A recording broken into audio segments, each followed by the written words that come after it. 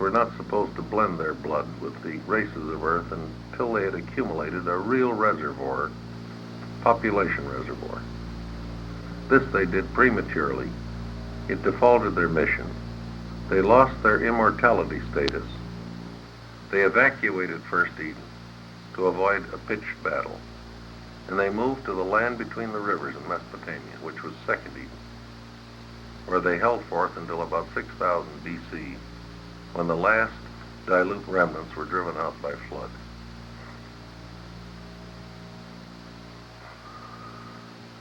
Now, what happens on a normal world?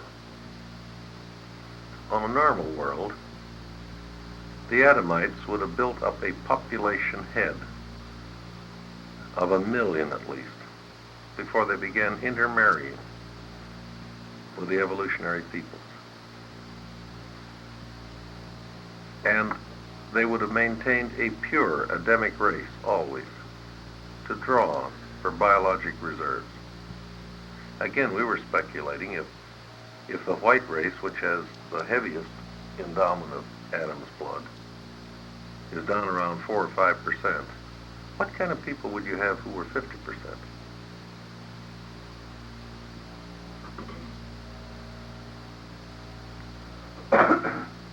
Major warfare is pretty well over by the time Adam arrives. And the scientific age is the Adamic age.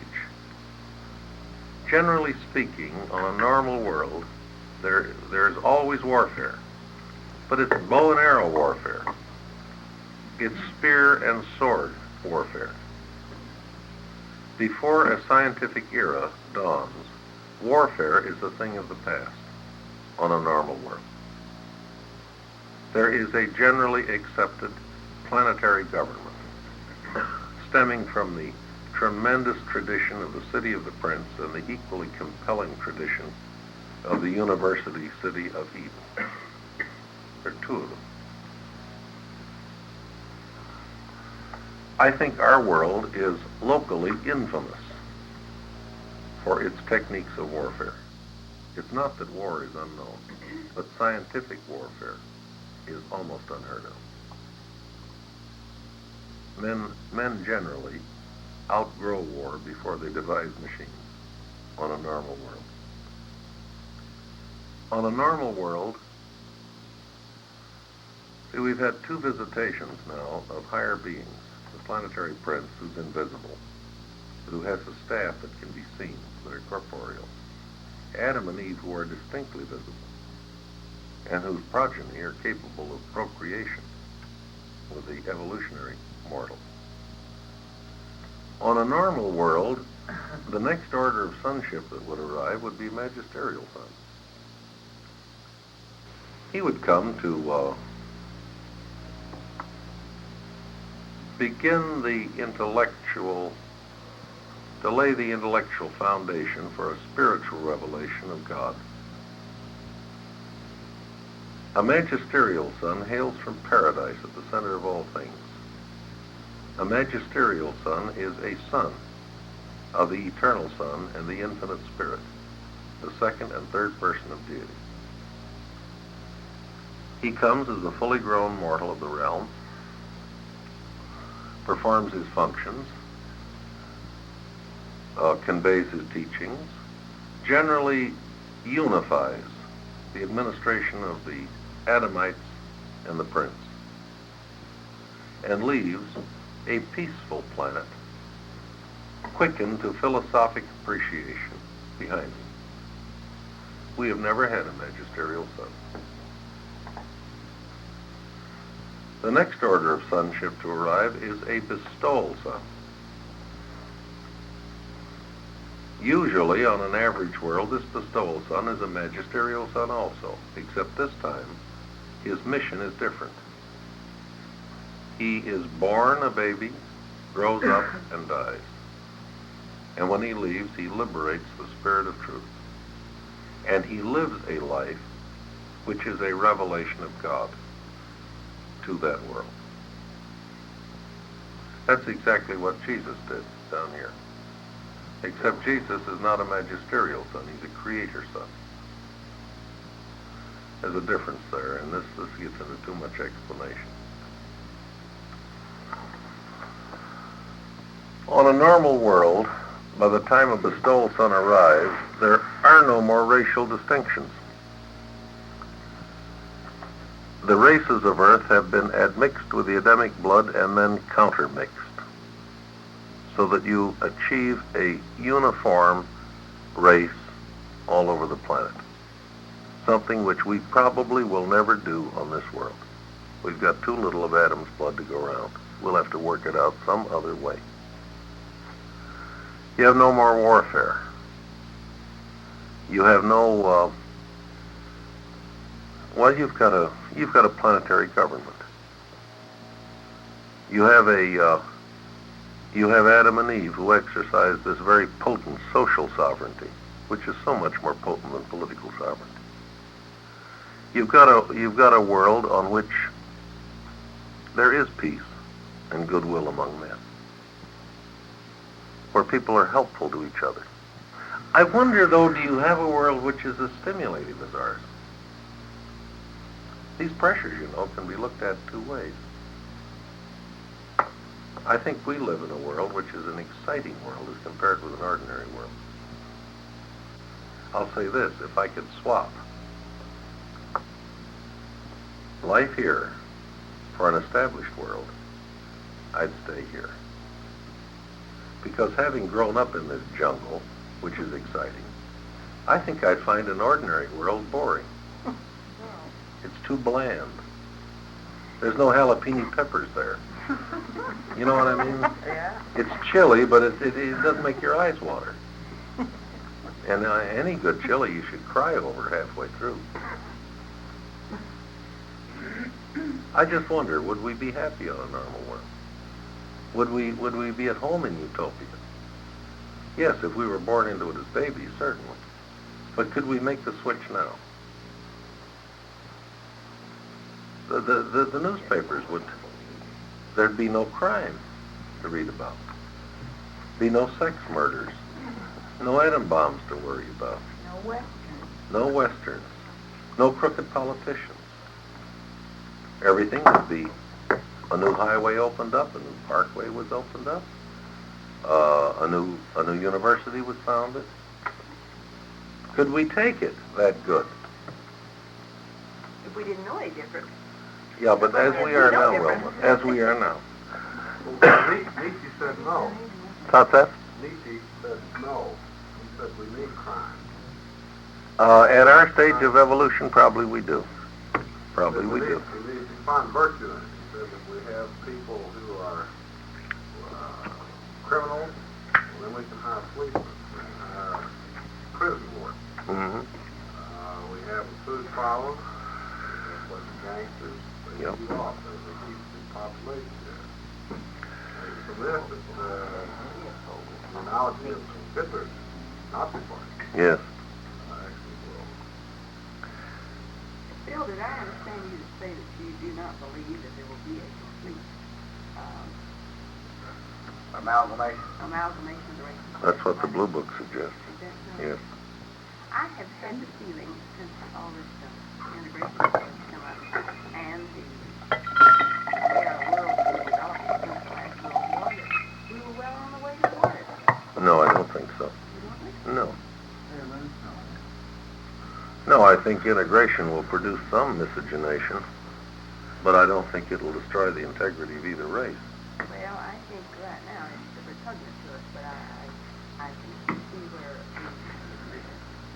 like many other ideas have. On this point, Will outgrow us. the papers point out that, generally speaking, crossbreeding between the races is between the dregs of both races.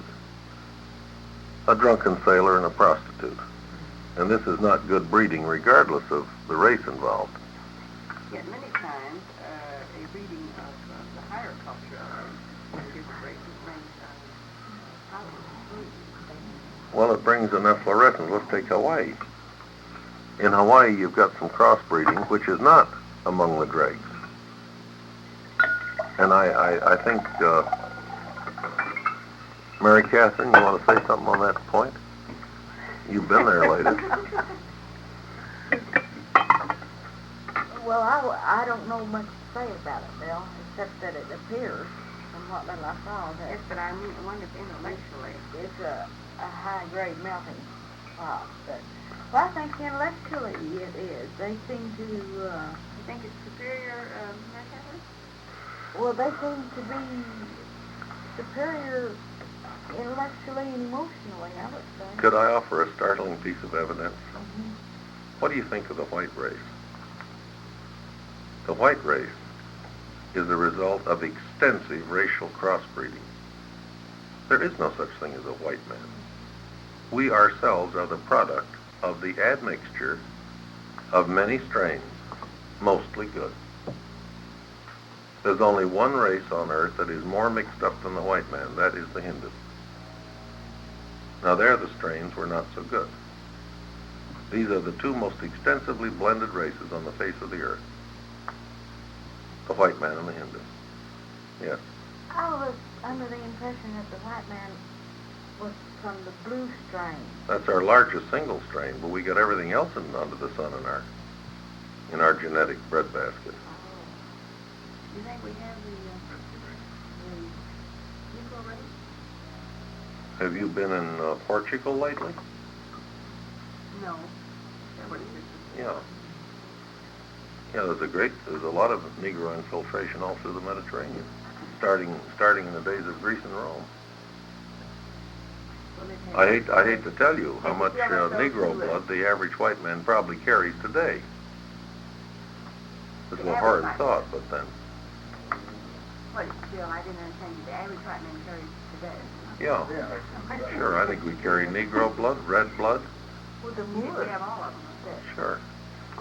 In the Arab, we have both blue and yellow. Well, weren't the Moors who came up and interbred with the Europeans? Yes, some of those were Berbers now. Now, they're not Negroes. They're not. But there were many Negroes brought into Spain and Portugal. during that And time. many Negroes brought into Italy in Roman times.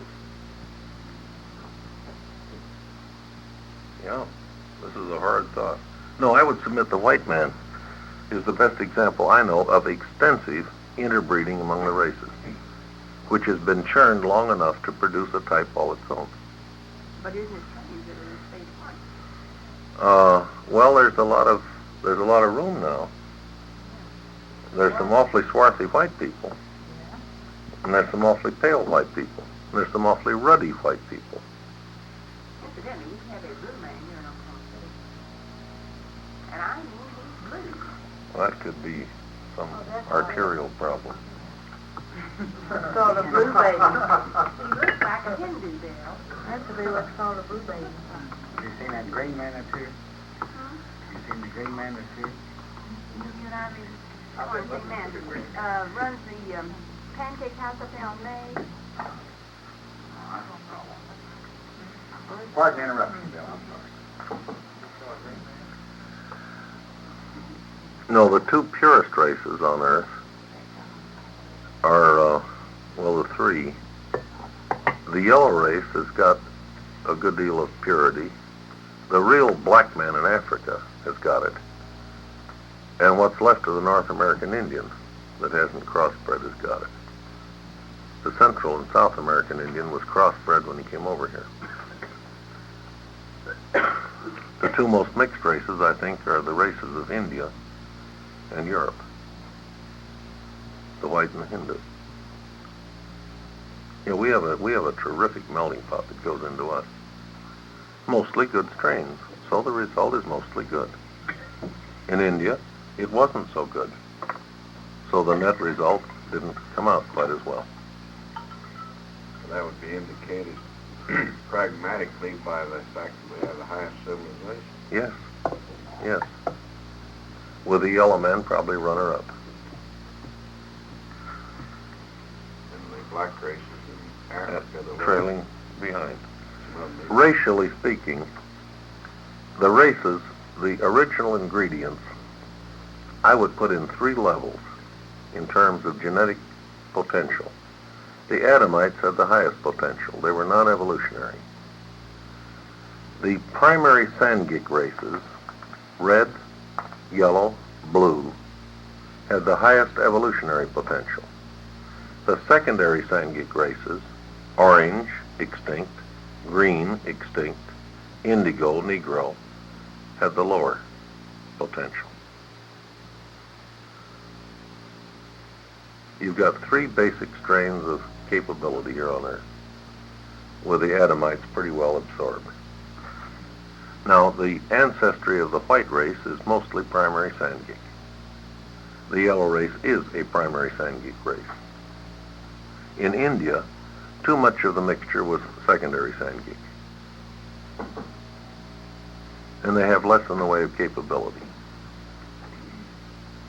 The fact remains, as you evaluate the races of Earth, the white man, the Hindu, the Chinese, the Japanese, the red man south of the Rio Grande built civilizations.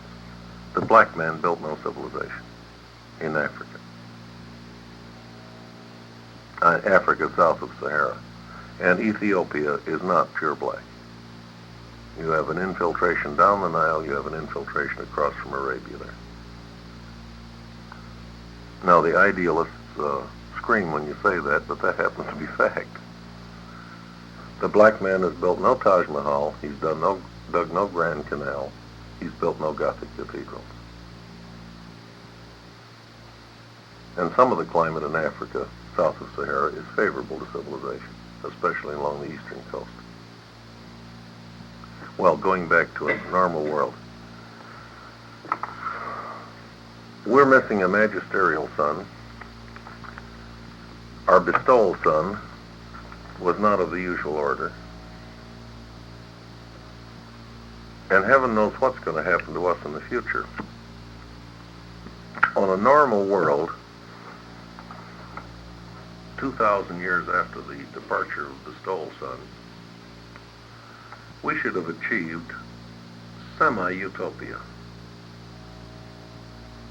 We wouldn't have any degenerate classes, any criminal classes. They had long since been totally bred out of the human race. We would have a planetary government. We would have a uniform race of people. We would be getting ready for a bona fide spiritual mission to arrive on this world.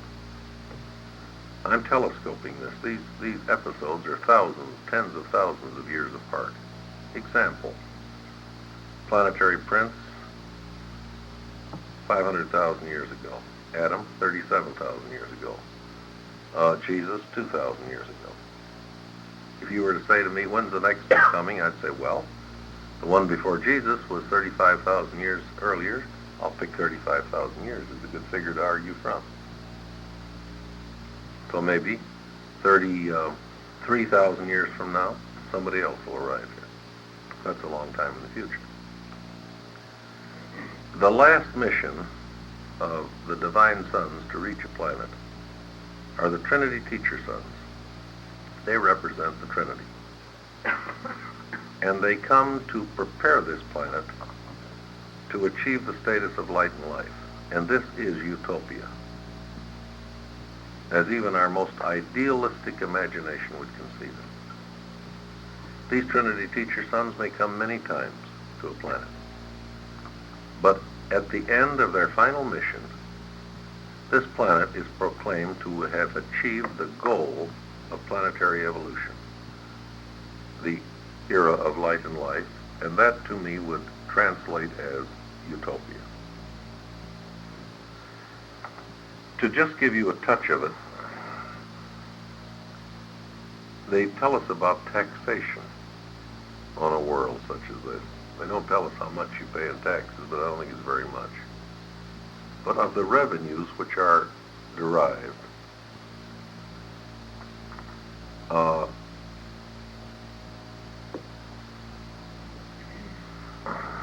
let's put that.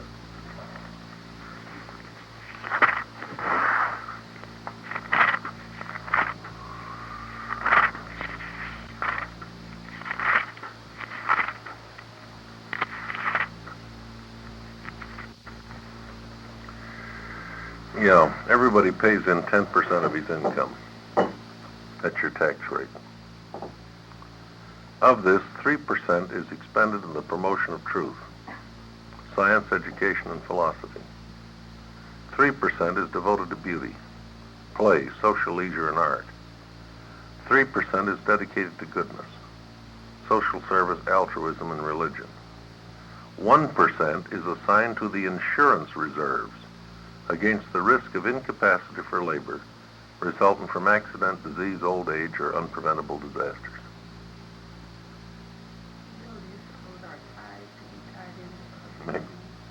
Maybe. In other words, everything isn't absolutely certain here. They still have some insurance reserves. But you pay 10% of your earnings in, and here's how they divide it up. There's nothing for armaments. There's nothing for a police force. Nothing for national defense. No, nor for an internal police system. Well,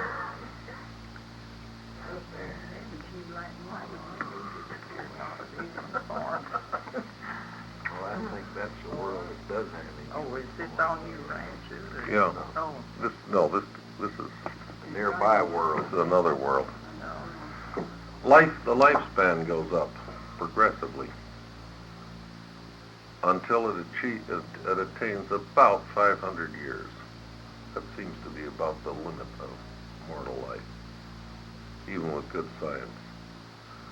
Still, I bet they get bored.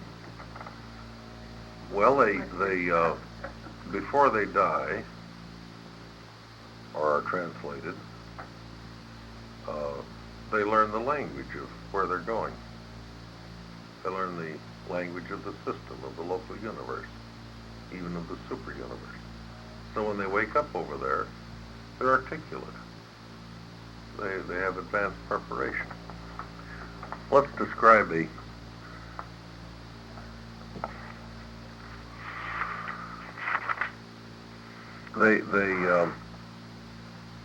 death becomes infrequent. Most mortals move on by what they call translation. You see, we speak of something as being as certain as death and taxes. We'll have to modify that someday and say as certain as taxes. Because death is not completely certain.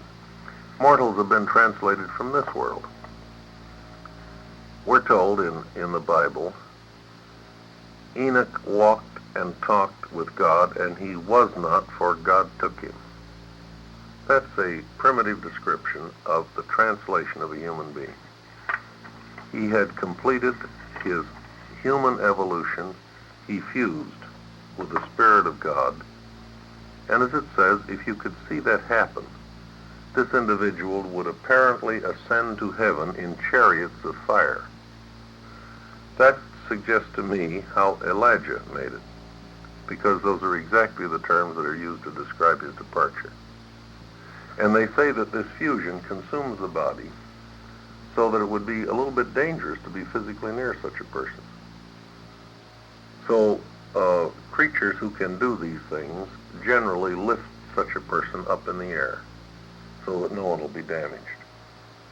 And that's exactly what happened to Elijah. And while he was there, he dropped his mantle upon his follower, Elisha. On such a world, before fusion takes place, the individual concerned is warned. So he prepares to depart. He probably sends out engraved invitations to his friends who come to witness the ceremony. And this funeral ceremony is an occasion of great joy and much rejoicing instead of sorrow, as they watch a human being graduate from earth.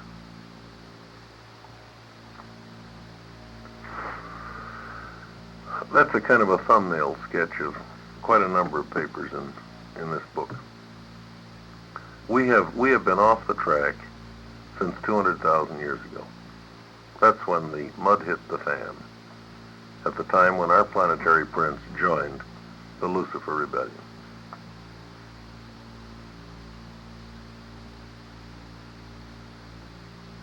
Our planet has pursued a stormy course ever since. By the way, Bill, what do they mean in there where they use that word suddenly so often? Suddenly. I think they use it mostly in discussing mutations. In other words, it's not a gradual modification, such as Darwin envisaged as the origin of species. It is the De Vries concept of a sudden appearance of a new species. Darwin's theory holds for survival of species, but not for the origin.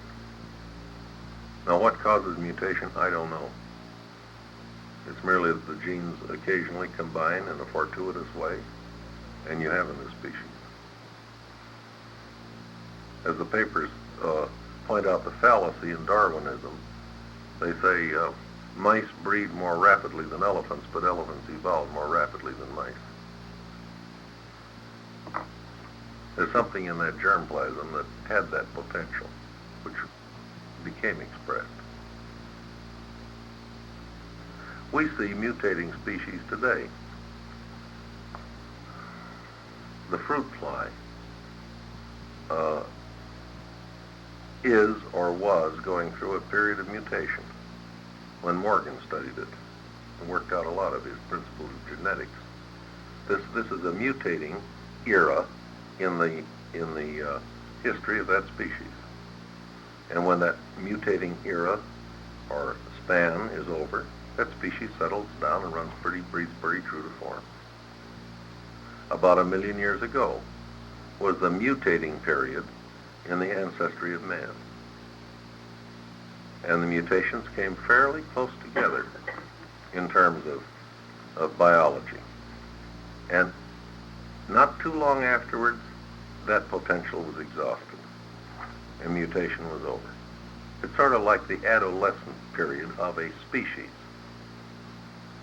It's a time of relatively short duration in relation to the total life of the species. Like the first two human beings. Yeah. It says they suddenly came. Just those two suddenly. That was a mutation. And we see this today. You can induce mutation by X-ray. One of the things we're worried about in radioactive fallout is that it will affect the germplasm and cause mutations, some of which may be highly undesirable. Well, I thought maybe that might be, that has nothing to do with a spiritual creation. No. That's strictly a physical. There's a parallel. Here. Two twins, in other words, a twin. Yeah. They have this to say about it.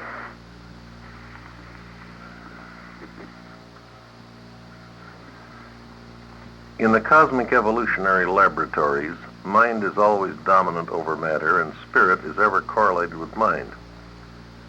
Failure of these diverse endowments to synchronize and coordinate may cause time delays. But if the individual really knows God and desires to find Him and become like Him, then survival is assured, regardless of the handicaps of time. Physical status may handicap mind, and mental perversity may delay spiritual attainment. But none of these obstacles can defeat the whole soul choice of will. If you want, you'll get in time. When physical conditions are ripe, sudden mental evolutions may take place. When mind status is propitious, sudden spiritual transformations may occur. When spiritual values receive proper recognition, then cosmic meanings become discernible, and increasingly is the personality released from the handicaps of time and delivered from the limitations of space. You can have spiritual mutations, page 740. You can have spiritual mutations too, or quantum jumps, if you please. Quantum jumps in spiritual insight. What about that? That's part in quantum jump. And the trace clock problem. Sir? The space clock problem in space?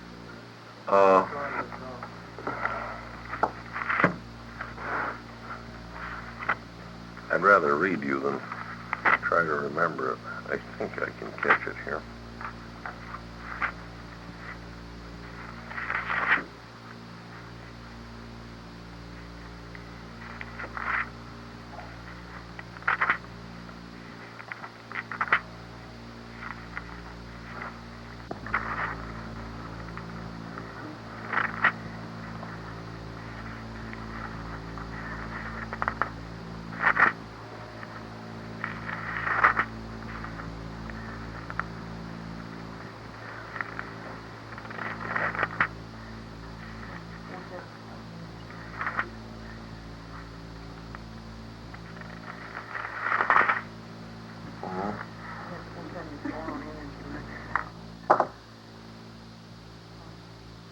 Yeah, they describe a quantum there, but he wants to know about the space clock.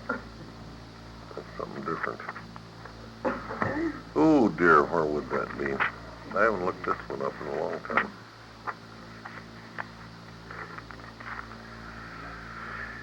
Ooh.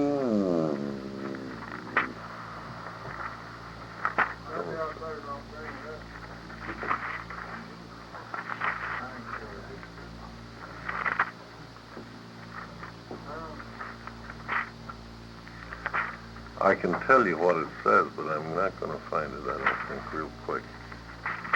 No. It says that the present organized and inhabited creation is apparently running down. Way out beyond us, there are new universes that are apparently winding up. But they say it isn't going to run down because this thing is mind-managed. And there is a continuous infusion of energy into the deal. Individual stars do burn out, but the universes themselves are not going to burn out. Example, when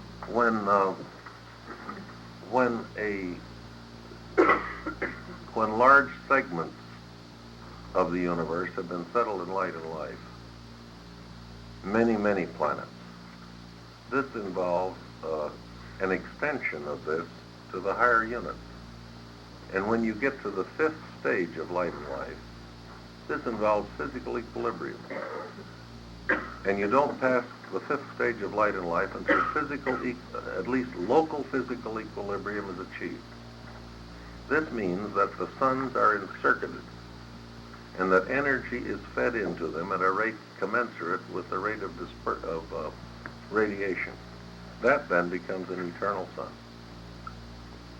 That sun is plugged in. It's on charge as well as discharge. Are these terms associated with this area of enthalpy and entropy? Those terms are not used in the papers, but they're discussed.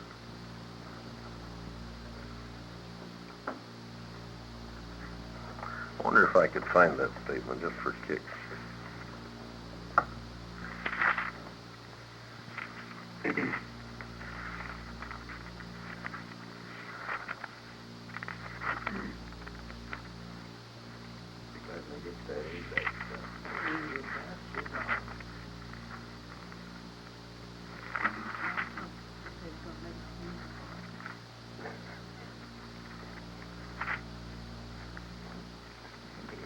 I don't know whether this is county terms paper.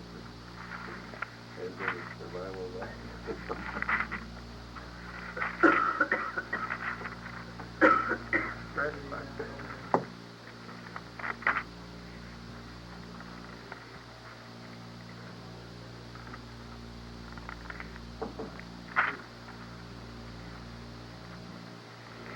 not space respiration. Yeah, good. I get me some good researchers here. He was in the 7 super universes. Well, that's what I thought it was, but I can't find it. The super universe of Orvanton is apparently now running down. The outer universes seem to be winding up for unparalleled future activities. The central universe is eternally stabilized. Gravity and absence of heat, cold, organize and hold matter together. Heat and anti-gravity disrupt matter and dissipate energy. The living power directors and force organizers are the secret of the special control and intelligent direction of the endless metamorphoses of universe making, unmaking, and remaking. Nebulae may disperse, suns burn out, systems vanish, and planets perish, but the universes do not run down. Our concept of entropy is entirely true within a limited time and space frame, but not in the larger sense. It's like Newton and Einstein. Locally, our observations are correct, but they're not universal. They're not correct in the universal sense. This applies specifically to the reference to the sun. Yeah.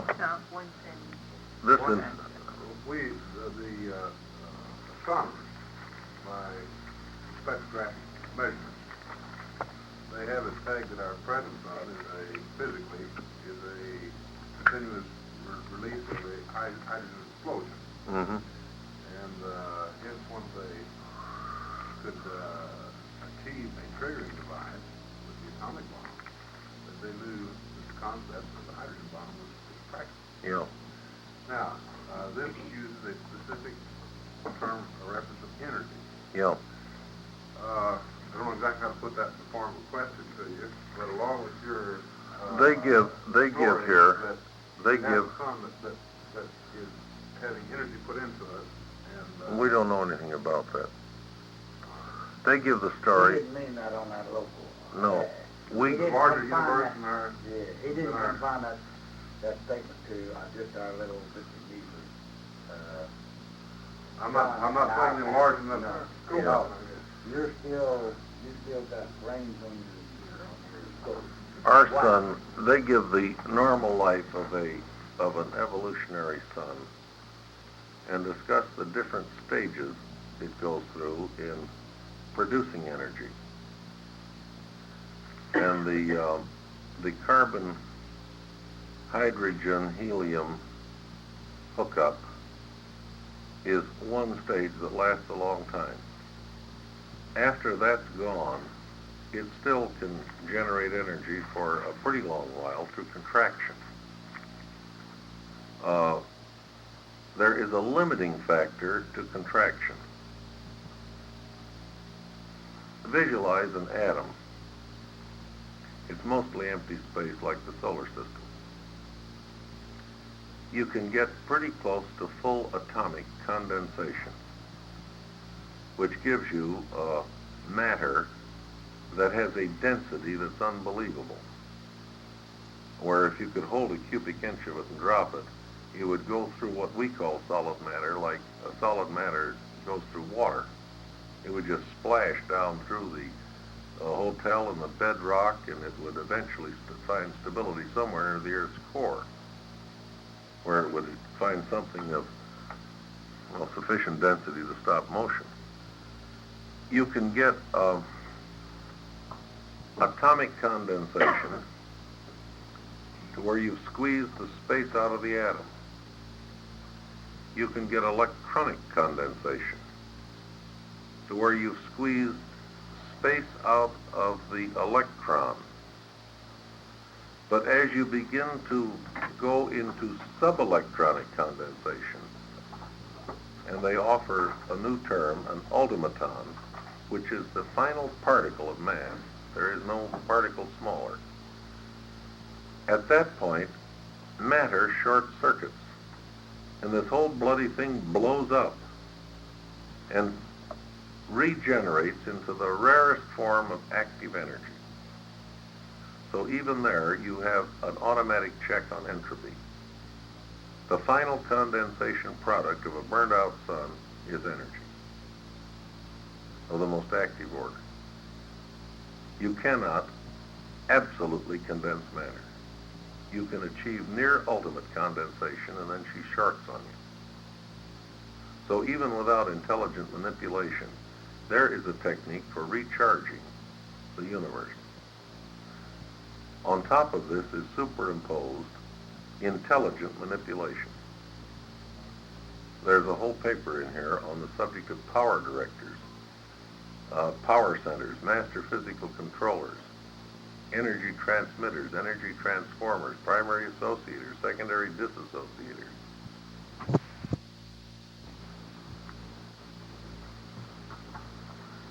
They have to do with nebulae organization on the one end and with the achievement of ultimate physical equilibrium on the other. No more collisions, no more clashes, everything is settled and stabilized physically. Their whole function is physical. They're an interesting group, too. The lower orders do not have free will. The upper orders have choice. The lower orders are highly intelligent, but are sub-volitional. That is to say, I think you could absolutely predict the reaction of a mechanical controller if you knew all the factors that went into the thinking of that controller. His reaction would always be supremely logical, never volitional. They're living, intelligent machines.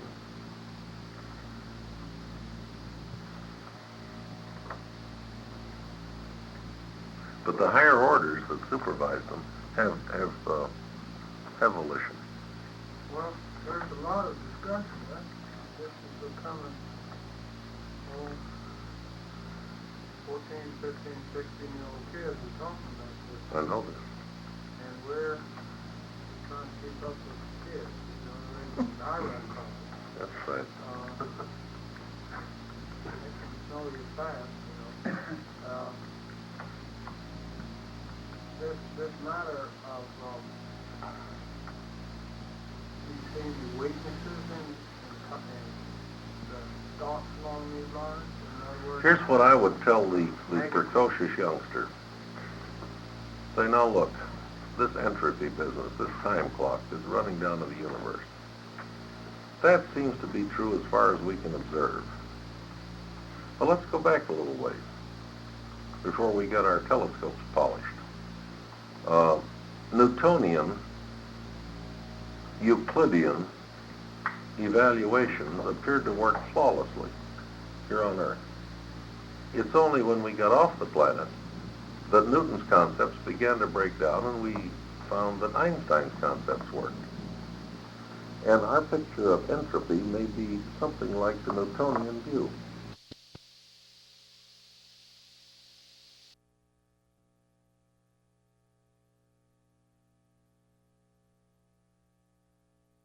Flawlessly here on Earth.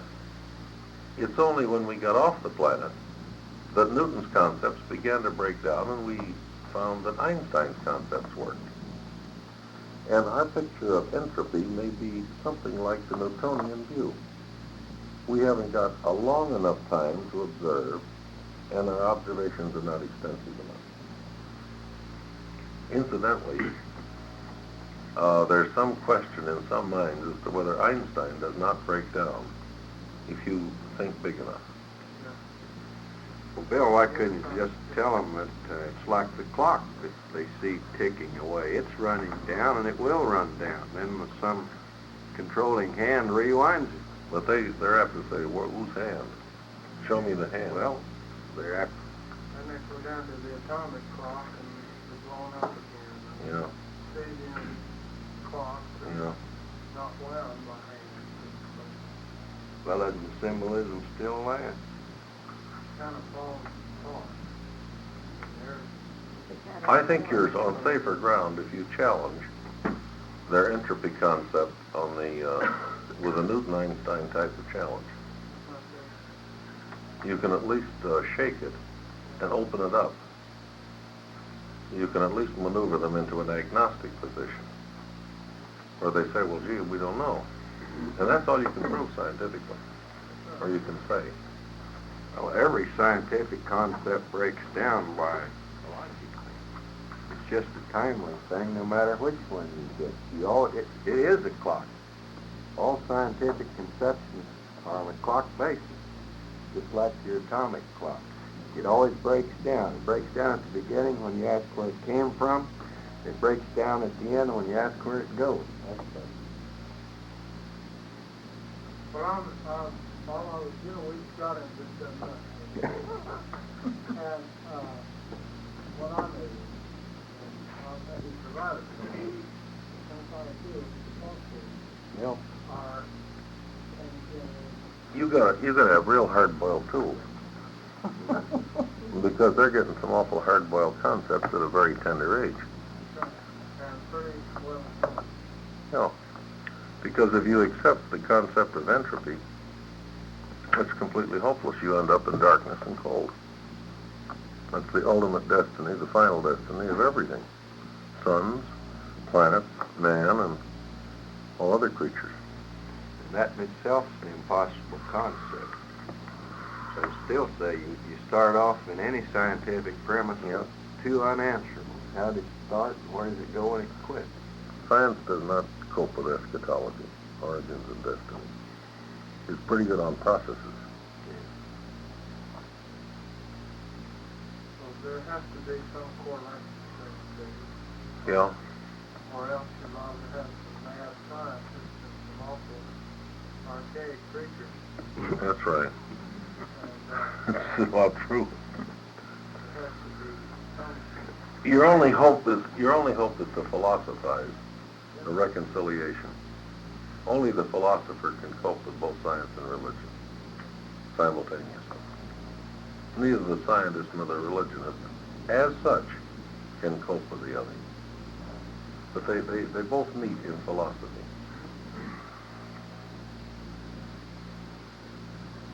Madam President, why don't we quit while we're ahead and everybody's because I can see this could begin to get boring rather rapidly from here on out until dinner. Should we? Fine. Good.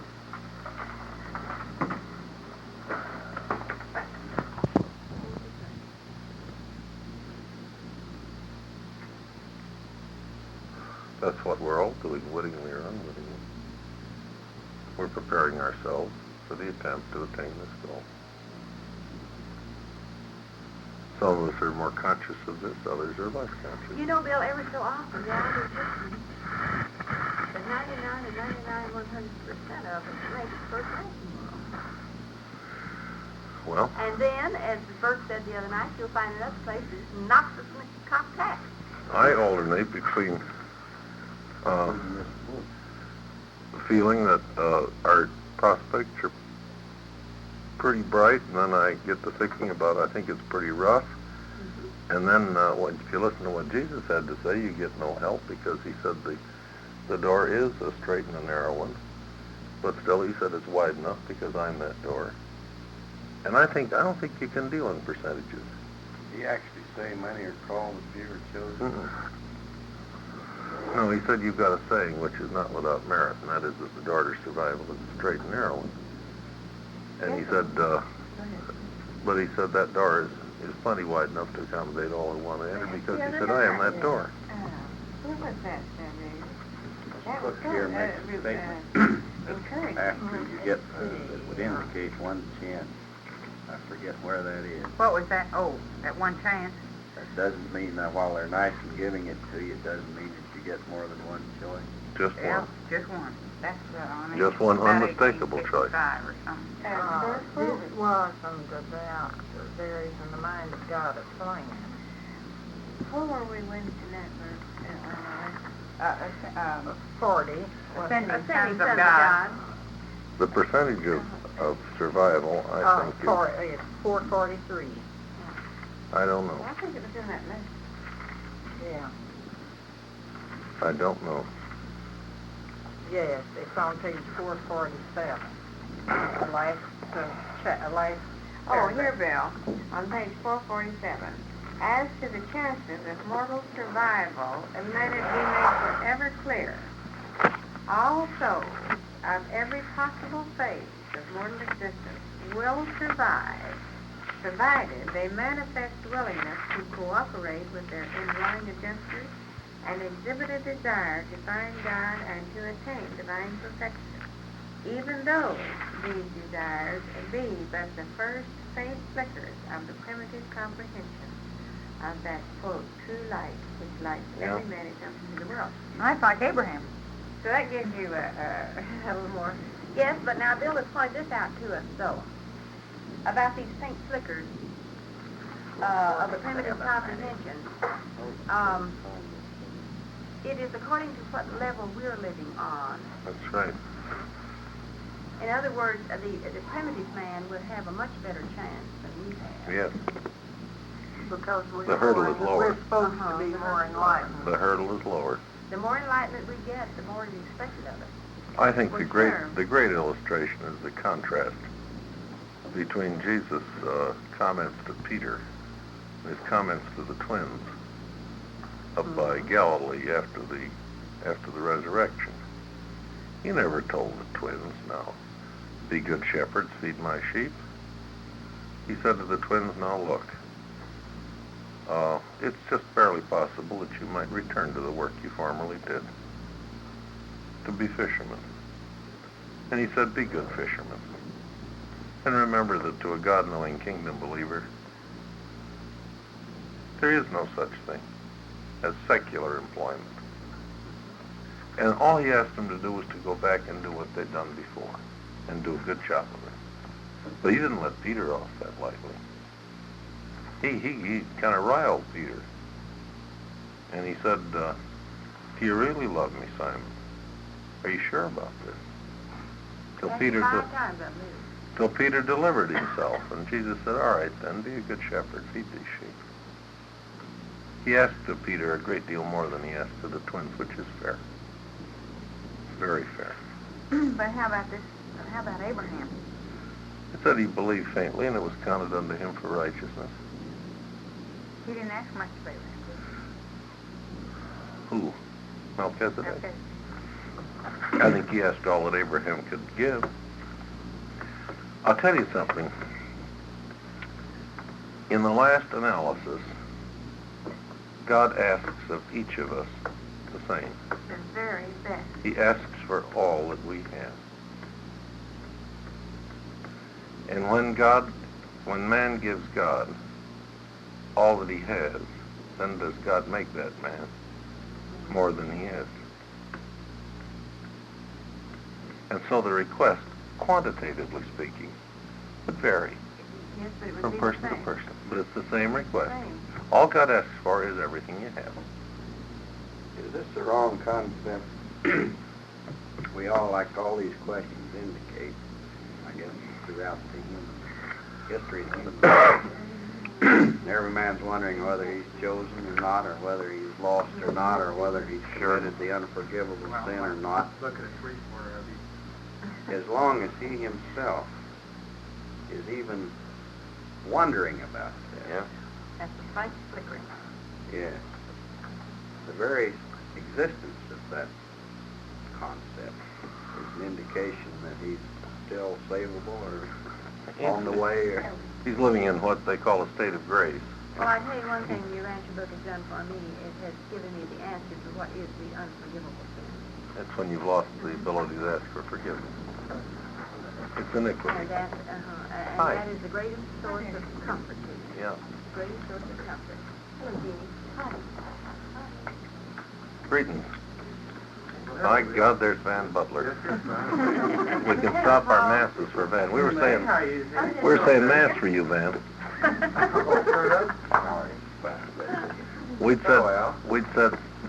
We'd said 3 low masses and You may go sit down here. You'll be closer to him. Don't worry about it.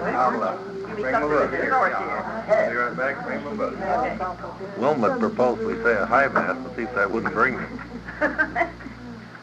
We hadn't quite got to it. No, I think this, Barry, I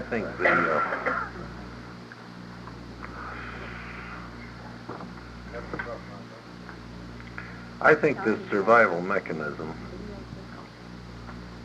works with an element, it's got a cushion in there of mercy. Van, bring that back. And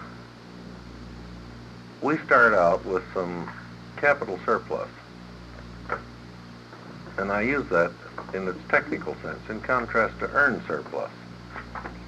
This capital surplus is a free gift given to us by the divine sons.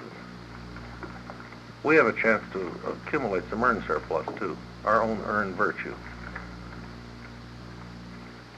They tell us that this mercy credit is one of lavish proportions. It must be a hell of a big one, if they call it lavish. And they tell us that it is inexhaustible in the case of a sincere mortal. This suggests to me that insincerity could quickly run it into an overdraft. No, I think it points at a point Lucifer Became insincere. became Evil translated to sin. Lucifer started out honestly, mistakenly but honestly, and he became dishonest. This ties in also to their definition of the keys of the kingdom of heaven. Sincerity, sincerity, and more sincerity. If you're insincere, you can't even get in the door, much less make progress. Given sincerity, then the next requirement is courage. Or as the book says, men make progress in the kingdom by decisions, and by more decisions. I translate that roughly into first honesty and second courage. First, you're honest of heart. You're willing to admit you made a mistake. If you're not willing to do that, if you're insincere, there's no hope. Because it's a guaranteed copper-covered, lead-pipe, double-riveted cinch that we're going to start out in error. And we're going to perpetrate much evil. That's inherent in our nature. There's nothing wrong with that. That's just the way we are. We'll start in unwisdom. Now, if we're sincere, then we'll profit from our mistakes. We can grow. Without sincerity, I see no growth.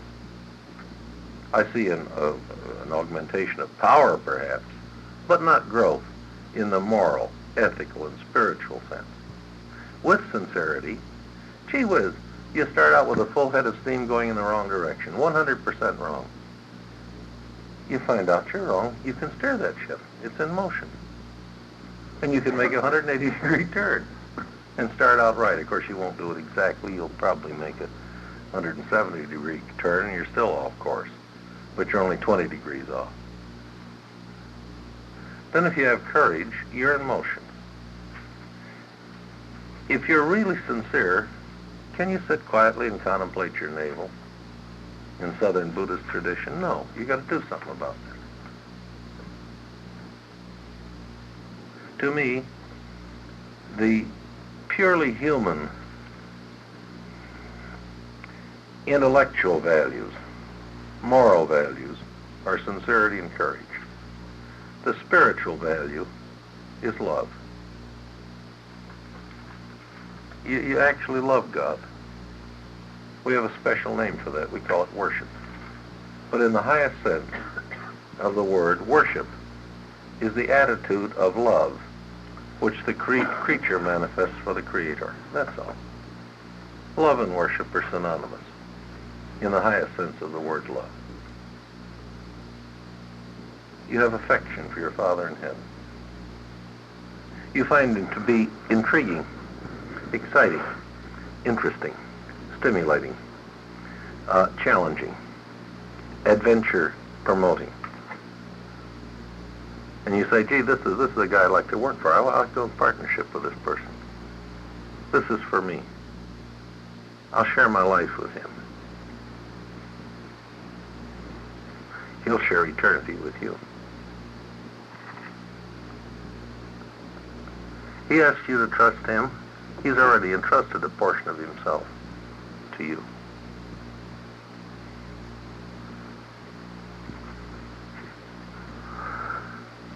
Wilma, I don't see how anybody that wants to can miss, if he really wants to. And this is something more than the mouthing of phrases. Saying the words is not enough. Bill, what constitutes wanting to? Now, let me say. A whole soul yearning, a real hunger, Looking forward, a planning. Yeah. a real craving, like hunger for food.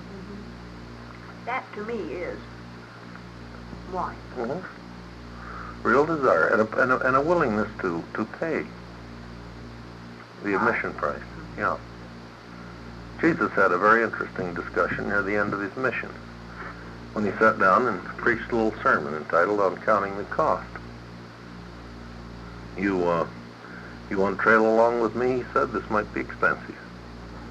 And I think you should add up your costs. Look ahead. Do you want to risk your capital? Do you want to risk yourself? Well, and to them, it was risk their lives. It was their lives, certainly.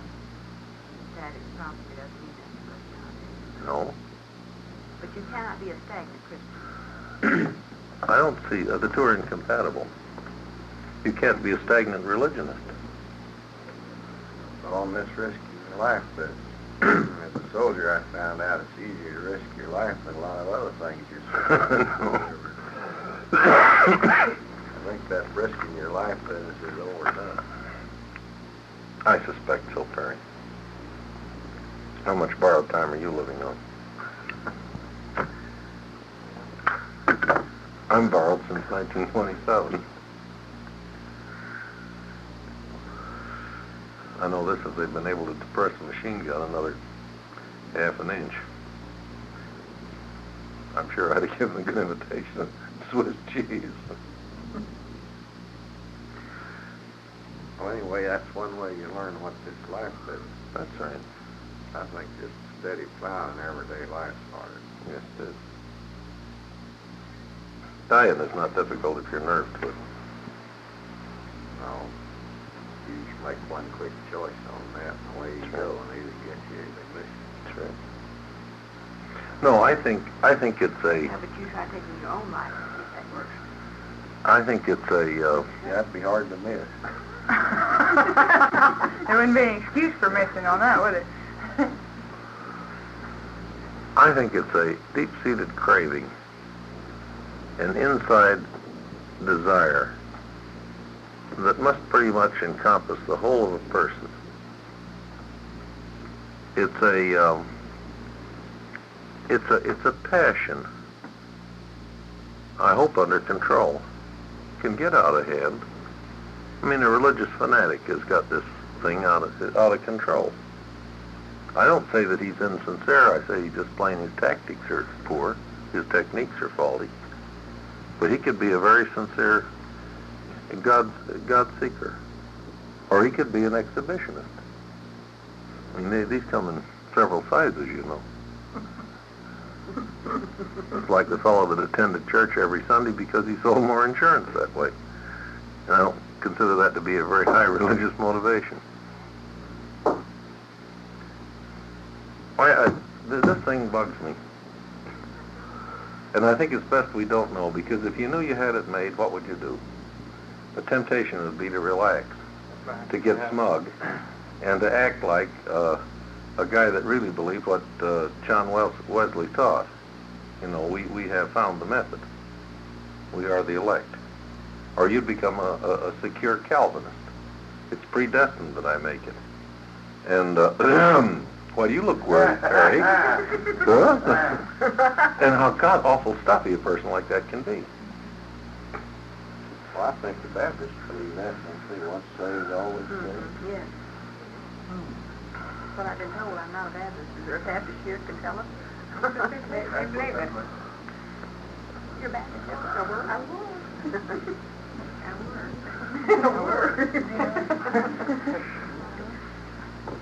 And then if you feel it's too tough, you sort of give up. And I alternate between mild optimism, mild pessimism, and at all times stoicism.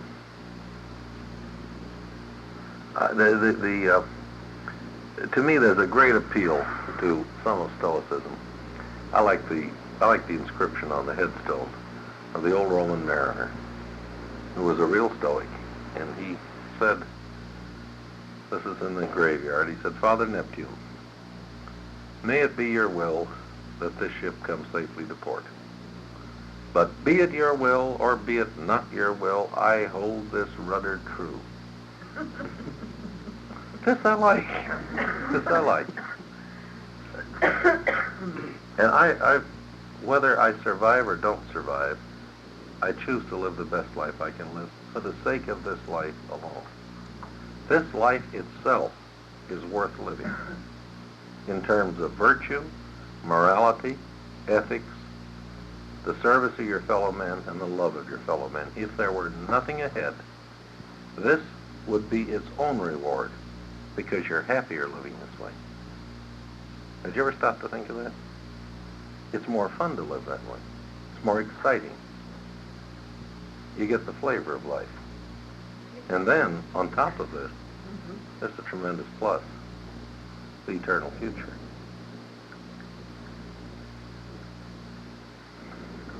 I don't think we survive by bargaining with God, by working out a contrived survival. You know, by working out the deal, figuring the angles. You know, like a salesman can win a sales contest. He studies the rules, so many credits for point-of-sale display, so many credits for this particular type of merchandise.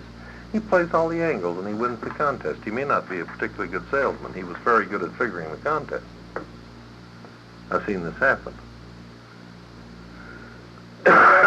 You can succeed in business without really trying sometimes. There's a play on Broadway to that effect, which I still haven't been able to get tickets to. No? But here's one you can't cheat on.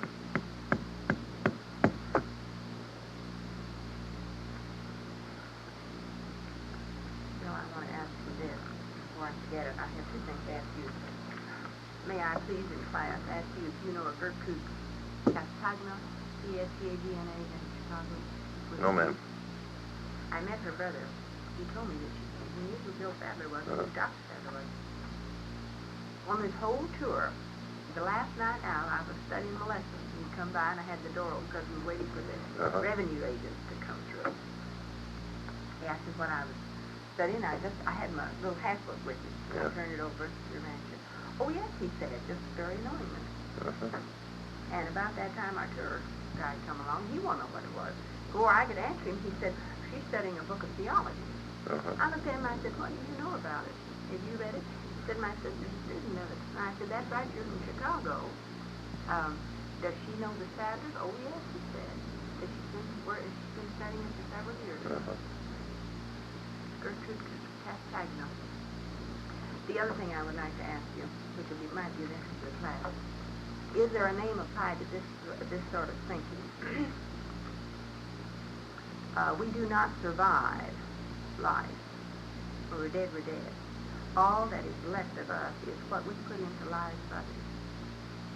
Is there a name of that for that? No. You know, It's a typical mechanist's concept of the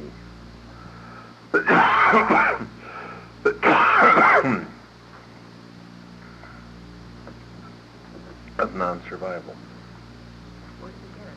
Well, What kind of books? you survive in your children, in your writings, in the memory which people have of you, in the thoughts that your loved ones had, and the monuments you leave behind, the buildings you built, the cases you won in court, the references to you in the footnotes to history. Yes. But there is no name given to it to a belief. Well, Buddhism approaches that. That's the doctrine of nirvana. And that's different. Similar. Because you can't, in nirvana, you can't say that you aren't alive. You can't say that you are either. You can say nothing positive about nirvana. You can't say that you're conscious or unconscious, alive or dead, existent or non-existent. Doesn't that approach this idea of having identity and yet having it only in your children, your newspaper clippings? Well, that's what Wilma talked about. That's not nirvana. There are two concepts of survival that are in Buddhism. You achieve a total elimination of desire, and you finally break all of your unfinished business. There's nothing left over. You don't want anything anymore. You've purged yourself of the last craving. This presumably enables you to enter nirvana. Prior to that time, the persistence of this unsatisfied craving creates a continuity of tension, which causes you to reincarnate. That's called karma. And as long as you have some karma, you keep coming back. When you have eliminated this, you enter nirvana. Now, a Buddhist theologian cannot explain nirvana to you except to deny it as anything you ask. You are not this, not that. Nita nata. You're not conscious, you're not unconscious, you're not existent, you're not non-existent. The other concept of survival is Hindu, or your soul, the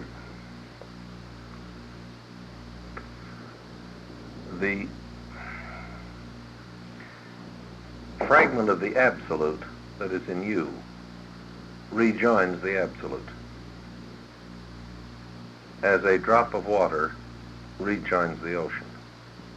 The Hindu concept of survival is identical with the Urantia teaching of non-survival, where the non-surviving personality finds union with the Supreme Being, not as an entity, but is submerged in the Supreme. Well, the old philosopher's test of existence, then wouldn't you be non-existent? I believe they say, I think, therefore I am. Yes. Yes.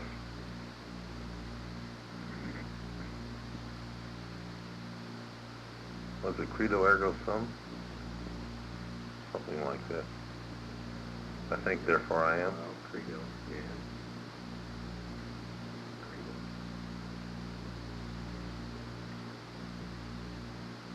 I think probably more literally translated that be I believe, therefore. Uh-huh.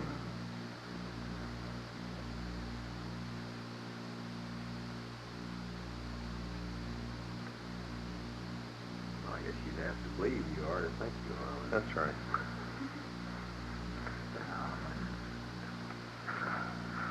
I think it's best we not know.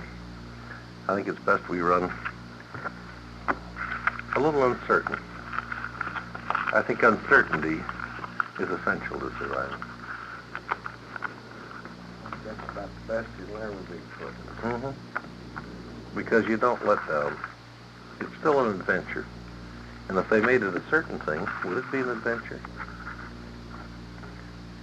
No, they still say, friend, the greatest joy is that of anticipation. Yeah. Probably true. And how foolish to fear.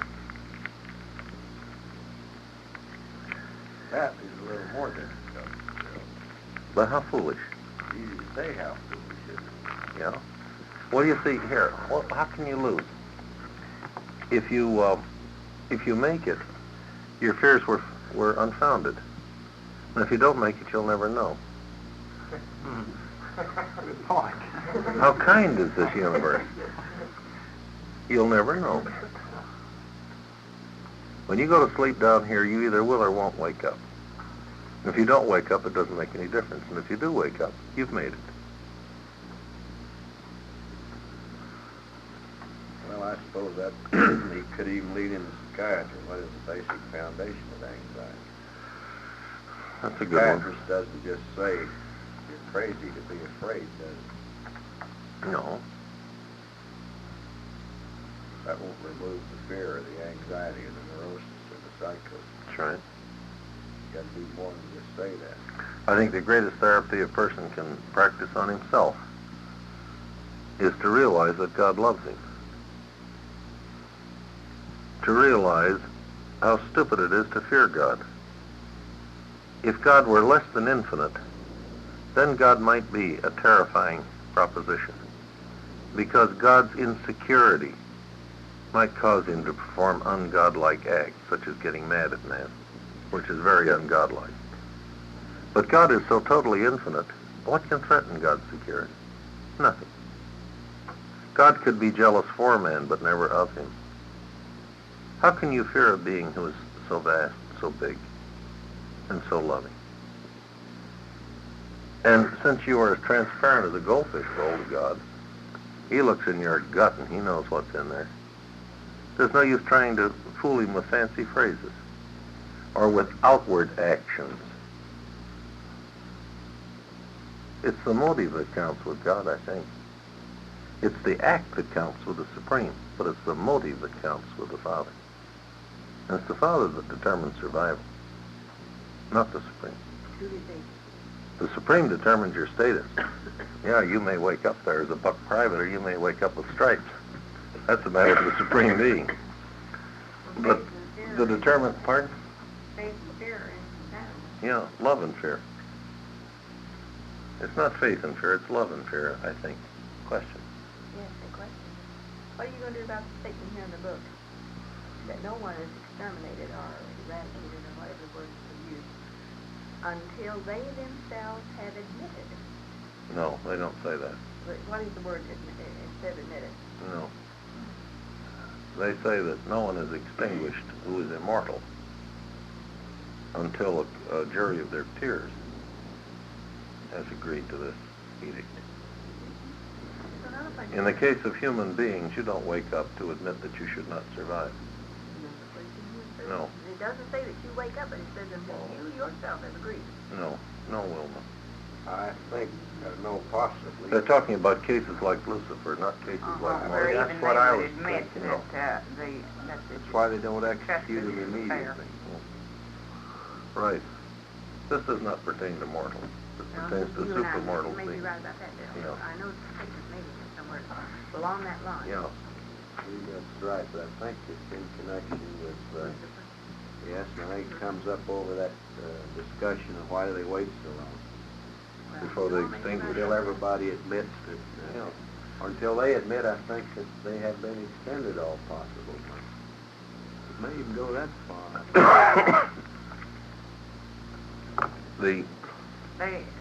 I look at it this way. You have no control over the judicial mechanism of the universe, do you? There's no way of getting to the bailiff or the judge, is there? I mean, there's no way of tendering a bribe. Maybe you qualify for acquittal. Now, since the judicial mechanism is completely beyond us, and since we know that in case of doubt, they always temper justice with mercy, then it seems to me we're free to concentrate on the business at hand, which is living this life, and not worrying about the next one. To be stimulated by the next life, yes, this is good. To worry about it, or to be overly concerned about survival, I think is the height of stupidity, because what can you do about it? Nothing. The verdict is not yours to render. The life is yours to live. Yeah, I think possibly that quotation about the rudder, may it be God's will, it isn't. I'm going to steer that. I'm going to do the best job I can in navigation anyway. Sure. And I tell you another thing I feel. I trust these people. If they should decide I don't belong, I accept that decision. Because that means they've looked down the future, I don't fit. And I wish this venture well. And I'd much rather not be aboard if I'm going to be a troublemaker. This much altruism I have in my heart. Would you buy that, Perry? Absolutely. Then you accept whatever verdict. I was in the Army, too. Yeah. I know. Very hell no decisions made after that, you cooperate. That's right. This is the way it is. After all, we're talking about frogs. And fellow tadpoles, we be not yet frogs. This is like worrying about too much how do we navigate on dry land. We're not dry land dwellers yet. We're swimmers. So flip your little flippers and have fun in the water for as long as life do last.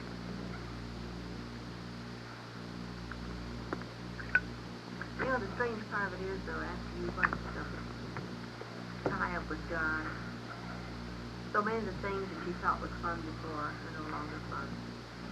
And other things become fun. And other things. You get more than you lose. You certainly do. But you get a different perspective of life.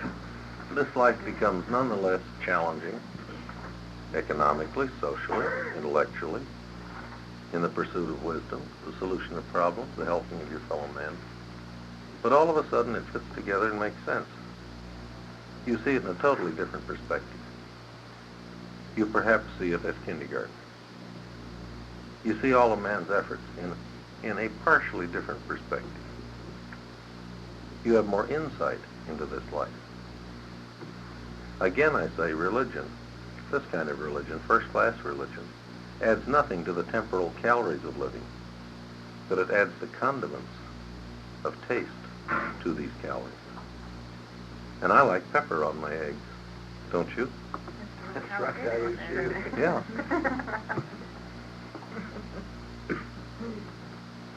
To me, it's like translating life from that's a black and white versus Technicolor. That's the difference between a religious view of life and a non-religious view. You see the same thing. Your But values change. your values change, yes. Even some meanings change. Facts are the same, but meanings and values change. And desires. Mm-hmm. And you can add the long-term view partly to the short-range human view. You can't really see it long-term, but you can see that there is such a view, even though that view may elude you. You know it's there. Here, in a situation where John the Baptist is in jail, and Jesus does nothing about him, even though you don't see Jesus' viewpoint, you can understand that he has that viewpoint and why he does nothing about John. Because he sees John's life extending beyond this world, whereas we see John's life is terminating here on this world. Well, Bill, Jesus was never as married to this planet as we are. Oh, no, quite. And you know something, Wilma? I'm getting unmarried. I'm less married than I used to be. Well, you know, every time I think I am until I go to a funeral. And then I sit there and look at that casket and I just think, that person wanted to live. Well, I don't know. Regardless of all I think about life. I like what my buddy Floyd Fordson told Jim Mills when he was dying of cancer.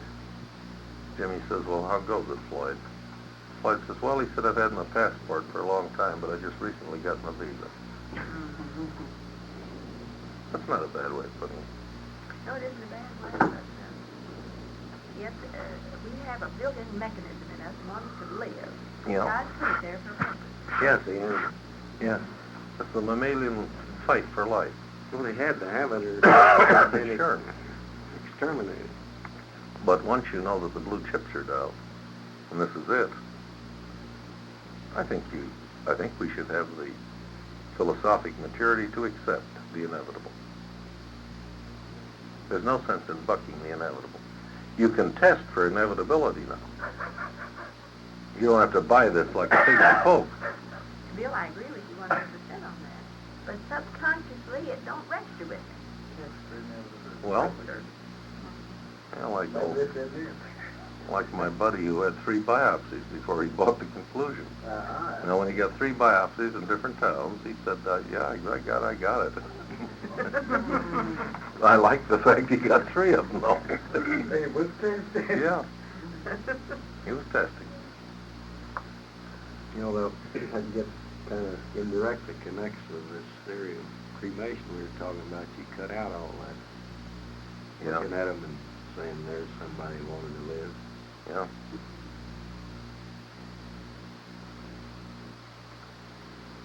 Listen, I don't think religion takes anything away from the zest for living. So I think it prepares you for that day, which we all will meet someday, when it's all over.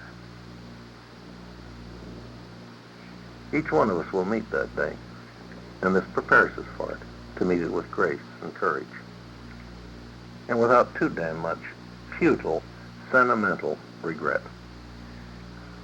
Don't they often refer to cemeteries as the city of the dead? Yeah.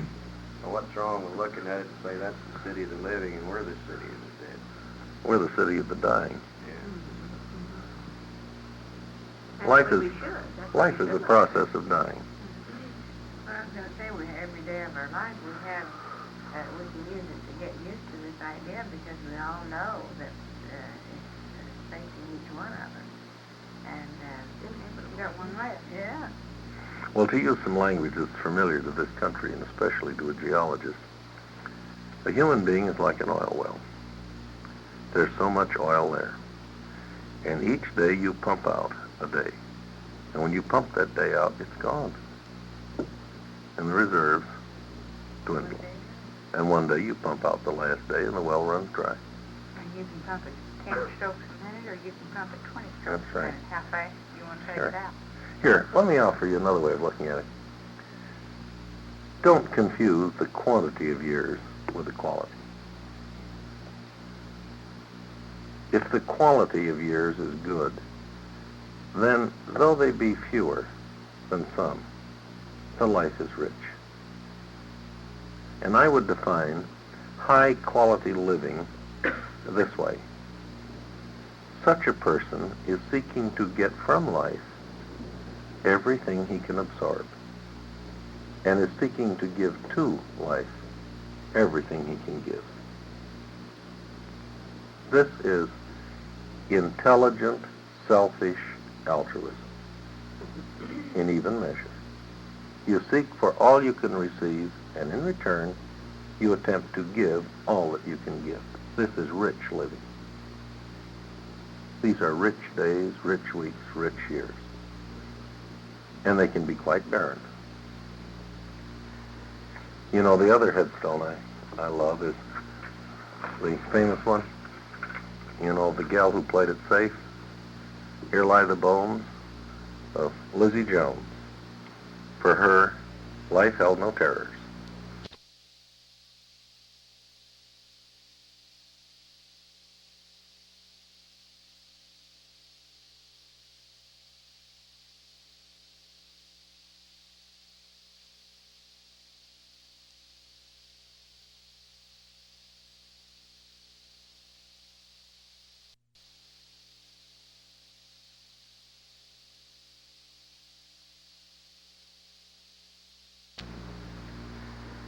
You know, the other headstone I love is the famous one. You know, the gal who played it safe. Here lie the bones of Lizzie Jones. For her, life held no terrors. Born a virgin, died a virgin. No hits, no runs, no errors.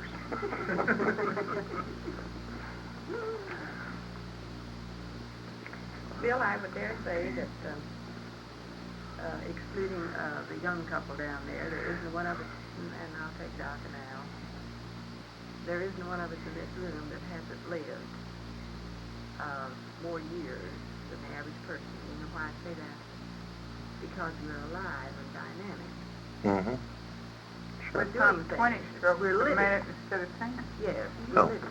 Yeah, I feel so sorry for people who do not get brought I'll buy that. up. I'll buy that. A lot of people that merely exist. Rodin of Alexandria, in his dissertation, suggests something which I think I observe in life.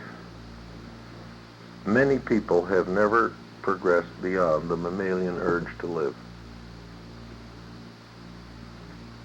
I see them caught in the rat race of a big city. I dare say they could be caught in the rat race of a rural countryside, too.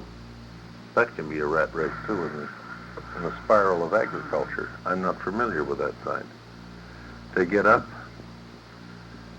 They hurry so they won't be late to work, so they can hold down a job. And when the day is over, they hurry home to taste whatever simple pleasures there are, pretty material. They hurry to bed so they can get up promptly to hurry to work, so they can hold down a job. And I don't think they make much inquiry as to the why of things. They've settled.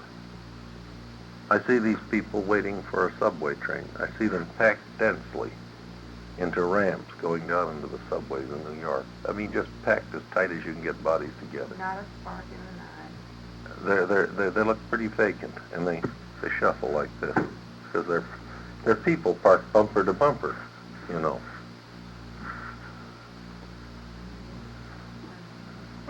Out here in the Middle West, we do not realize that as much as This is true. Yeah. on the East and West Coast. You get a touch of it in Chicago. I see it mostly in the eastern cities, though. It's a lot denser in the east than it is in Chicago. I've thought of riding the subway, and I've taken one look at that mass of humanity and said, no, I can afford a cab. Let's not get in there.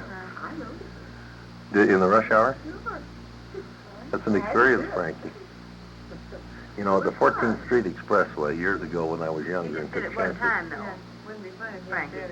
Well, in the rush hour, I just did it one time. Uh-huh. I got hit so hard by people coming in, it tore a button off my coat. Yeah. In fact, I almost broke my left arm. I was trying to hang on to something, and they hit me at an odd angle. Have you seen them where they push them in to get the doors closed?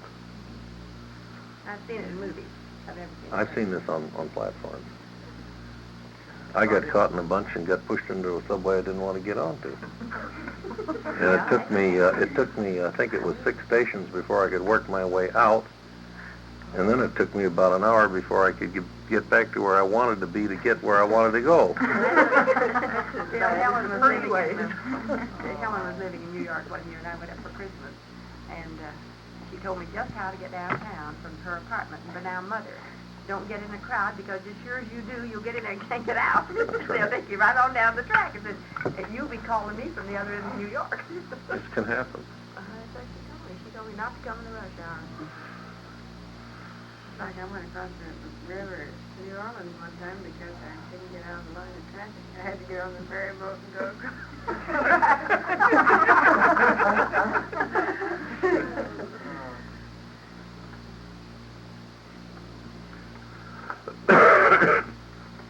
You know, though, Bill, best idea of death, you probably recall this too. Nobody enjoys life more when he's able to than a combat GI does.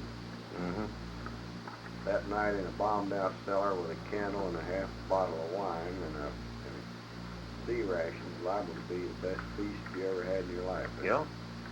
Because you're so happy you're alive, huh? Yeah. Because you might not be there. Next day or the next hour, and about the time you get halfway through, in comes somebody looking for a patrol. So, anyway, the very presence of that seems to make you enjoy life more. You get real pleasure out of simple things, like breathing. It can be very pleasurable sometimes.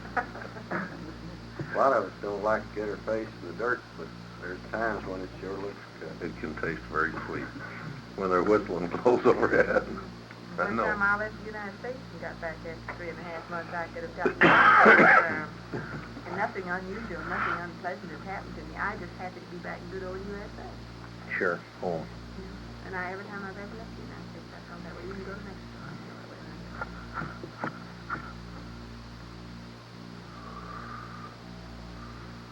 How many of you enjoyed, at one time or another, the experience of growth? The sudden feeling that a subject in school had suddenly come into focus. That you were on top of it. I mean, all of a sudden you weren't afraid of the final. Yeah, you didn't know whether you'd make an A or a B, but the question of passing wasn't at stake. You knew you could hit that final. Isn't that a thrilling experience? How much growth lies ahead of us here? Sir? It's when you usually make the A. Yeah, you're quite apt to make the A. How much of that's lies ahead of us here? How many problems are going to be set for us? And we'll do our share of sweating. But there's one thing we can be certain of. If they set the problem, we can handle it. Now there is the great difference between here and there. We have teachers who are truly skilled. They know our capacities. If they set the problem, we can pretty well guess it's going to be a toughie. But if we're really willing to stretch and sweat, we can whip that problem. And I don't think we'll always win. I think occasionally we may have a comeuppance coming. We may be getting a little cocky. You know, we've asked for a special pass to get onto the haberdashers to get a larger size hat. And they don't think we need a bigger hat. We just need a new experience. And they give us one that's just a little bit heavy to lift. And we fail. Now, of course, our hats fit again. It's like that thing you read on page 1779. About failure. Yeah. And let's read a little more about failure while we're at it.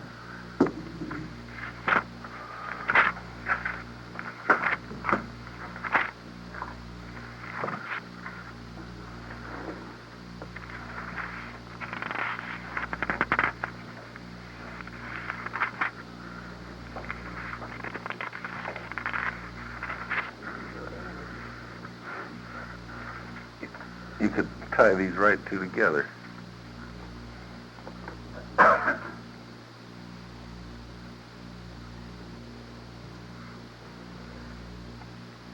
Well, on page From them you will, ma'am? I'm going to comment, I'm sorry. 1778, the essentials of the temporal life as I see them are. That's very Mhm. interesting. Right over. Isn't that what we read?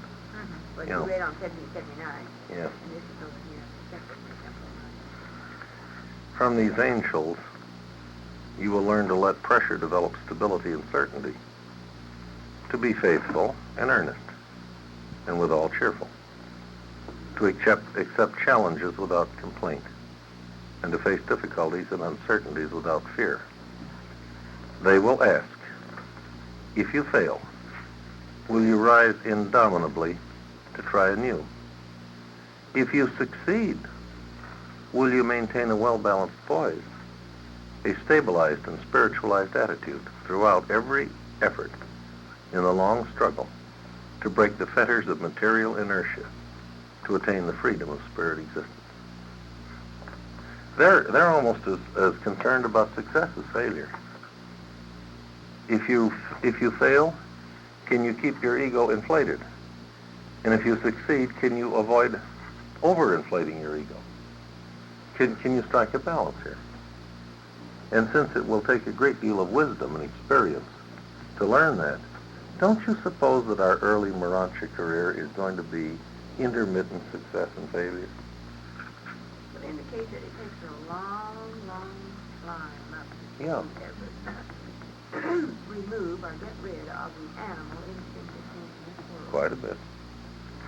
Because that is the same thing happens to us here. We have a success and they go to our head. Yeah, We have a failure, we go there to the bottom.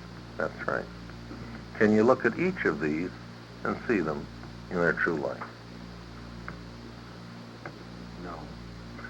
No, of course Right. we can't. But when we get to the point where we make an effort and want to, we've done a little bit.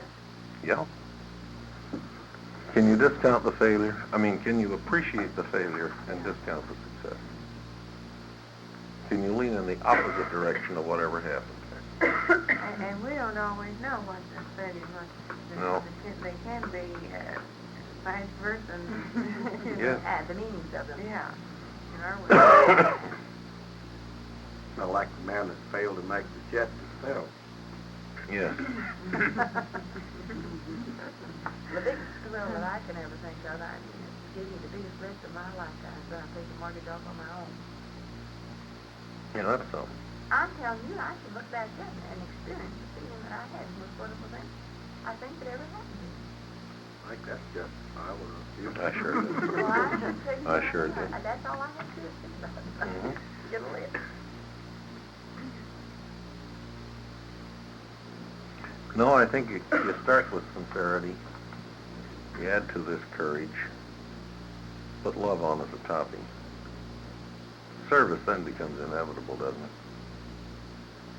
You can't have a mix like that without trying to do something about it.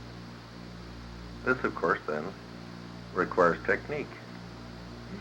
You can be sincere, courageous, and ever-loving, and be a perfect horse's ass from a social standpoint, in terms of being left-handed and awkward in your dealings.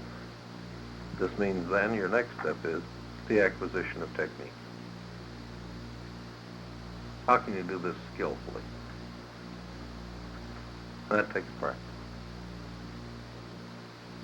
And again, if you're sincere, you'll examine what you're doing and improve it. Then your performance is not only good, it's excellent.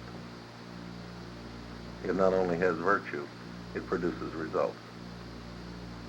So that to me, the love of God leads eventually to the service of the Supreme.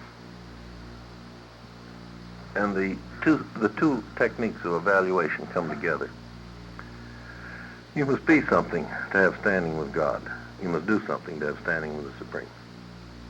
And given time, the two achieve a synonymousness. Do you think reaching the third psychic circle is a tremendous breakthrough? Yes, I do. Just like in Havana.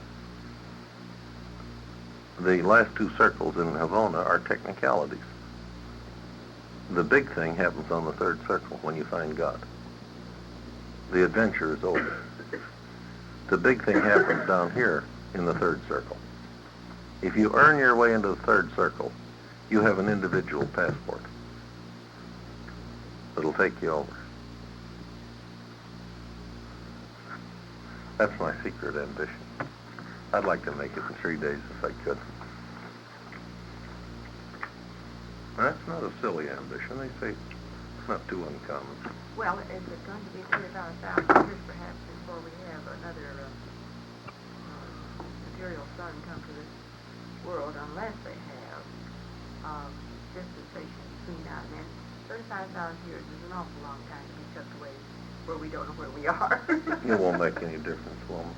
I know it We won't, won't but know. wouldn't it be nice to step across Sure. in 3 I'd days like instead to. of waiting 35,000 years? I'd Think like of those to. that are getting across in 3 days, how much farther ahead they're going to be of us.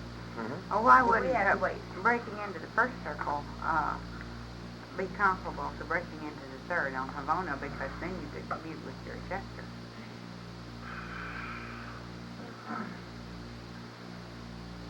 Better. Well, I don't think you can make the comparisons stand all the way. I think the third circle is the important one. The most important one. They seem to think so in here. That's when the adjuster really rolls his sleeves up, figuratively speaking, and says, well, let's see what we can do now. You We start got a trying little- to make some contact. You got a personal guardian, and there's some hope now to make some real progress. Well, excuse me. Go ahead. I was going to say this. Whether you've met him or not, he's already met you, that's for sure. Check. Whether you can hear him or not, he can sure hear you. This I just do not doubt. So, maybe there's some pleasure in that, Bill. You can't hear him, but you... I know he can hear me. you can- There's no question in my mind. I feel as sure about that as I feel about God. When you get teed off, I guess you can always say, look, bud, you gave me a stew, now get down here and do me a little help. I don't think the word here is correct, though. I think he feels that he lives. Well, here is a I don't know figure whether of this speech. appeared in the papers you might have read. I read the rest on the West Coast. And I can't say who the senator was, but it was the daughter of some senator who passed away. She had become a nun. She served several years. And she has come out of the nunnery, or come out of the, what do you call it, Catholic term, and is now handling her father's business. She claims that the Lord has spoken to her 3 times. Did he have you read it? The day that she took her vows, her mother was trying to keep her from doing it. And that morning the Lord said, make your vows today. And she took them that day. And I forget what the other two were, but anyway, she had given her Catholic sister, and is now a businesswoman and taking care of her father's business. And I said, yeah, remember, she's done this thing. It hasn't been dead. Come on. Well, And of course, you know, I was curious about that. Whether she's using her imagination or whether she was just being you don't know. to You don't know. The thought adjuster speaking to her to her mind. I think the book goes into that, doesn't it? It warns us what to do. It's like, well, here, You didn't hear it, isn't that let's right? see, let's take one that's a puzzler. Let's take Jeanne d'Arc. And there's a gal that sure heard voices, and she made him pay. Joan of Arc. Oh, Joan of Arc. Yeah. And I don't know whether she was paranoid, but it was a very high-grade paranoia she had. Because she sure raised the holy hell with the English army in France. There is one possibility, and that is that she had a little military aptitude. And as long as the French believed she was divinely inspired, she could override their concepts of chivalry. Their concepts of chivalry required that they attack an English army every time they saw one. And the way the English were set up, you couldn't win if you attacked, because they had the perfect defense. And she taught the French not to attack English armies, but to go around them. And then all of a sudden it became apparent that the English army set up for defense couldn't move. And the fatal weakness of the English system was disclosed. That could have been her great contribution. She could override chivalry. But how did she know where her sword was? How did she know who the Dauphin was? He wasn't well dressed. She picked him out. They offered her a sword, and she says, no, in such and such a place, in such and such a crypt, there's a sword with some crosses on it. That's my sword. They went and they got it. Whatever advice she had about the siege of Orleans, it paid off from a military standpoint. Well, isn't there a group in this hierarchy that works with things as they are here and now? Yeah? I don't know. I thought a lot about this gal. And, sure, the English burned her as a witch, but the French Ecclesiastical Commission examined her and says she's a holy woman. She was Orthodox Catholic. She was correct on all doctrinal points. How do you explain Jeanne d'Arc? Till the British tried it. English. No British then. English, that's right. That was back in the Revolution. Yeah. But I'm sure if mine ever talks to me in so many words, You don't jump out of your skin. no, I'll go pour an awful stiff drink, Wilma, and I'll see my doctor and tell him I need some barbiturates. I'm getting the jitters. I'm too much of a skeptic to hear a voice. I'd be inclined to discount it if it was real. That would be my weakness. Still short somewhere in the book it says that it can happen, undoubtedly does happen, but the best way for most of us is to assume that it didn't. That would be my assumption.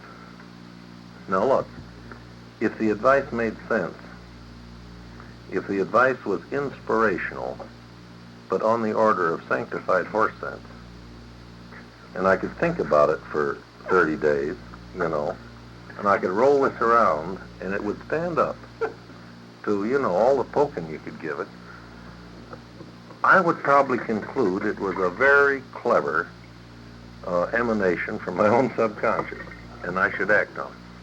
I'd still be afraid to believe it was the voice of the adjuster. But again, I go back to Joan of Arc, and I say, well, now look at this one. And you don't laugh that girl off. She changed the course of history. From then on, the French began to win. Of course, part of this was psychological. They believed in her, and since she was on their side, they believed in themselves. The morale went up. That's part of any battle. If she was paranoid, all I can say is it was very high-grade paranoia. It wasn't common garden variety.